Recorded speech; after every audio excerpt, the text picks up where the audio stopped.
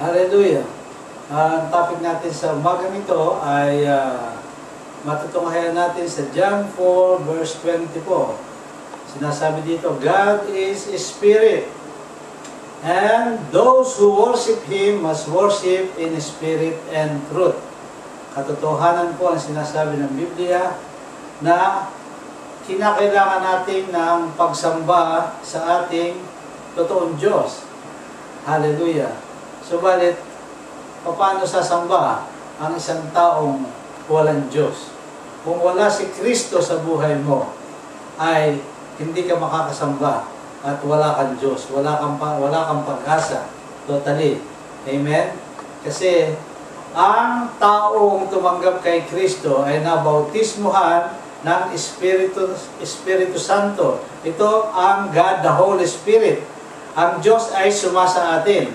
Kaya nga, ang pagsamba natin ay pagsamba sa templo ng Diyos. Nasaan ba ang templo ng Diyos? Itong katawan natin. Sinasabi dito sa 1 Corinthians 6:19. Your body is a temple of the Holy Spirit. So, paano ka sasamba? Kung wala si Kristo, wala kang bautismo ng Espiritu Santo, wala ang Diyos sa iyo. Kinakailangan sa pagsamba natin ay ang Espiritu natin na ibinigay ng Diyos, ang breath of life, at ang Espiritu ng Diyos ay nagkakaniig. Ito ang pagsamba sa Panginoon Diyos. Tayo ay nananalangin sa Kanya, nagpupuri sa Kanya, nagwo-worship tayo. Ito ang totoong pagsamba sa ating Diyos.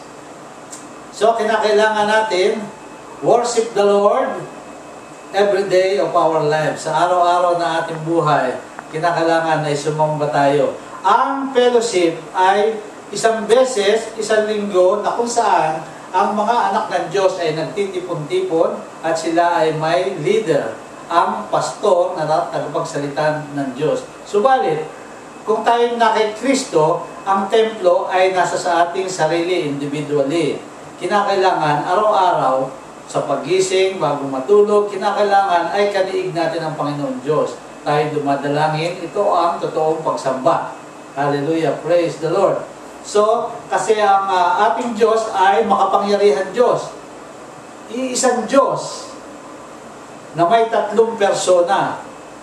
Ang buhay na salita niya, na lahat ng nilikha ng Diyos, nang nagsalita siya, ay ito ang nagbigay ng buhay sa kanyang mga nilikha. So, magitan naman ng kanyang Espiritu Santo. Kasi ang Espiritu Santo ay nasa lahat ng dako. Kaya nang sinabi ng Diyos, nagsalita siya, ang salita niya ay si Jesus. Let there be light. Kumilos ang Espiritu ng Diyos at nagkaroon ng liwanag. Nalikha ang buwan, nalikha ang araw, nalikha ang mga bituin. Yan nakikita natin kikislap-kislap sa langit. Yan ang mga planeta na hindi nararating pa ng mga tao dahil ito'y napakalayo.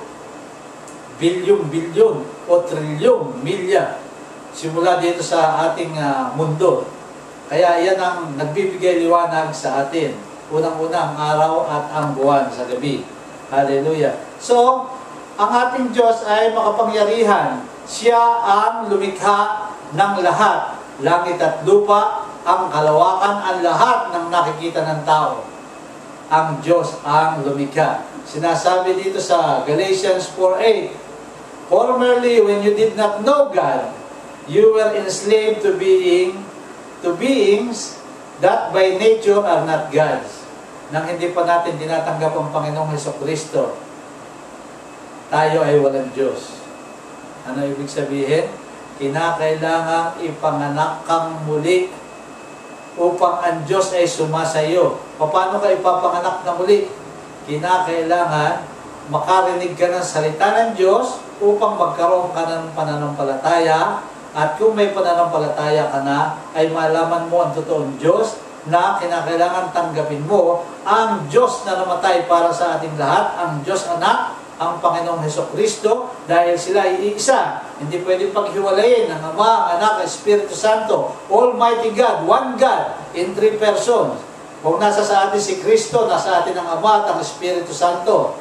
Kaya kinakailangan ay tanggapin natin ang Panginoong Hesukristo upang tayo ay makapag-worship ng totohanan sa ating Panginoon Diyos na buhay. Hallelujah! Praise the Lord! So, ang sinasabi dito ng Ephesians 2:12, remember that you were at that time without Christ, being aliens. Ang tinatawag na aliens ay yung hindi kilala. Alien ka. Without Christ, being aliens. From the Commonwealth of Israel. Ito ang mga anak ng Diyos. Ang mga Hudyo at tayo ang modern Jew sa panahon ngayon dahil kay Kristo. Iisa na tayo. Amen? At and strangers to the covenant of promise. Ano ba ang covenant of promise ng Diyos sa mga anak ng Diyos? Sila ay magkakaroon ng buhay na walang hanggan sa kaharian ng Diyos. Amen? Hallelujah. At having no hope, kung wala si Kristo sa iyo, wala kang pag-asa, and without God in the world. Tingnan nyo, malinaw na malinaw, sinasabi dito sa Ephesians 2:12. Tandaan nyo, Ephesians 2:12, buksan nyo sa inyong mga Biblia, na kung wala si Hesus Kristo sa iyo, malinaw sinasabi sa Ephesians 2:12, wala kang Diyos. Kaya hindi ka dapat makipagtalo, kinakailangan alamin mo ang salita ng Diyos, ang Biblia.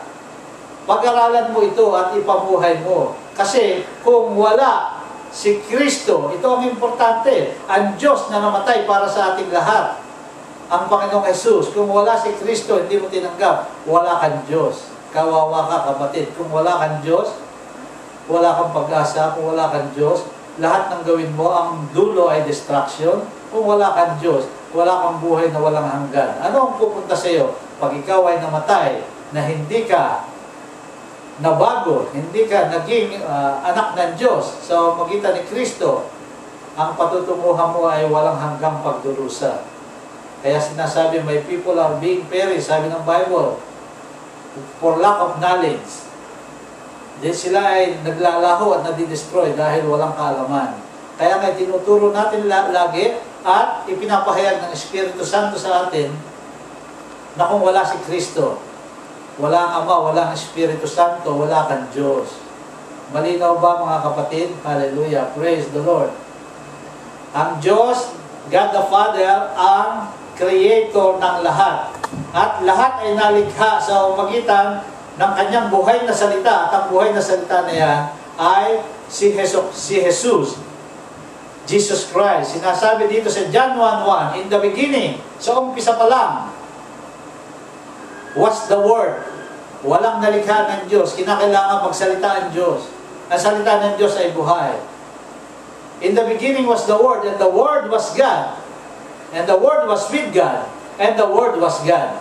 Kaya iisa sila. Ang salita ng Diyos, ang Diyos anak si Jesus ay sumasa Diyos. Siya ang buhay na salita. At lahat ng nilikha ng Diyos ay sa pamamagitan niya.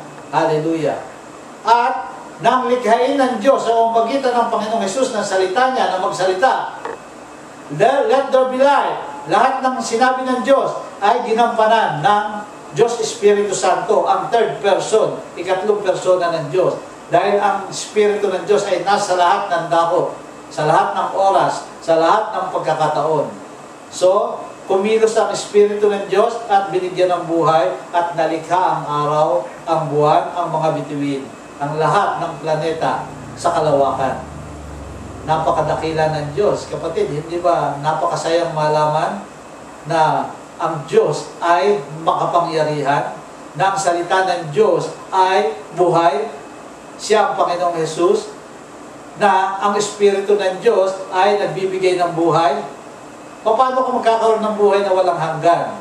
Kung hindi mo alam ang lahat ng ito na kinakailangan tanggapin mo ang Panginoong Jesus. Hallelujah. Sinasabi sa John 1 verse 14, and the Word became flesh. Ang salita ng Diyos ay nagkatawang tao. Bakit? Kinakailangan tayong lahat ay maligtas. Dahil for all have sinned and fall short of the glory of God.